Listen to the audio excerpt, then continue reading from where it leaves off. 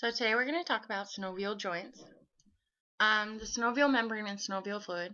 The fluid in the joint consists of proteoglycans secreted by the fibroblasts in the synovial membrane. They have three functions: lubrication, nutrient distribution, and shock absorption. When part of the cartilage is squeezed out, the synovial fluid is squeezed out to the opposing force, reducing the friction. So what I like to think about that is a sponge. When the sponge has the fluid in it, and when it's squeezed out, it's going to reduce the friction.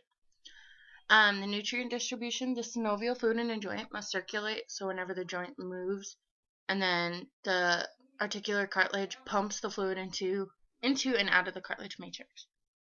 The shock absorption, the synovial fluid cushions the joints so that they're being compressed from the shocks. So when you're running, more of the shock is being compressed and the pressure in the joint increases. As to when you're walking, less of the joint is being compressed and then less pressure is in the joint. Hinge and gliding and pivot joints. A hinge joint allows angular movement in a single plane.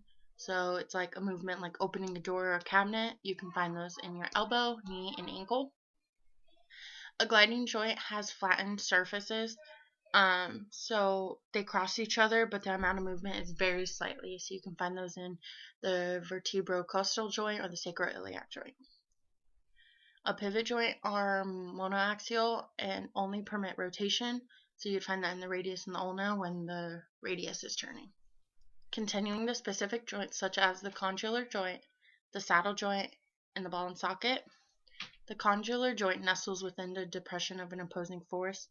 The angular movements occur around two axes, reducing friction and extension. The saddle joint fit together like a rider in a saddle. It permits angular movements, including circumduction, but prevents rotation.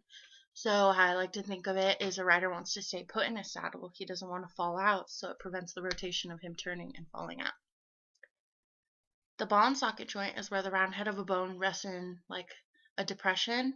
So it permits all angular and rotational movements can be performed. So you'd find this in the femur, the head of the femur, and then into the hip, and then you'd find this also from the humerus into the scapula, the glenoid labrum. So range of motion, origin, and insertion. Range of motion is commonly used to refer to the movement of a joint, whether it can fully flex or extend. The origin is where the attachment of the less movable bone. So in the picture, the origin would be the scapula, and the insertion would be the radius. But insertion is the attachment at movable bone. The movement happens when a muscle contracts. So the biceps and the triceps are contracting, permitting the insertion at the radius. Fulcrum, load, and applied force. So before we talk about levers, you have to kind of understand the fulcrum, load, and applied force. So a fulcrum is a point which a lever rests or is supported. A load is the opposite of applied force, in which weight is being carried or lifted. And applied force is the energy or effort provided by a machine so it can work. Now talking about first, second, and third class levers. First class levers have a fulcrum in the middle between the effort and the resistance.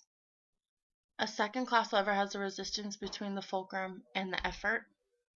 The third class levers happen in most joints of the body, and they occur when effort is between the resistance and the fulcrum.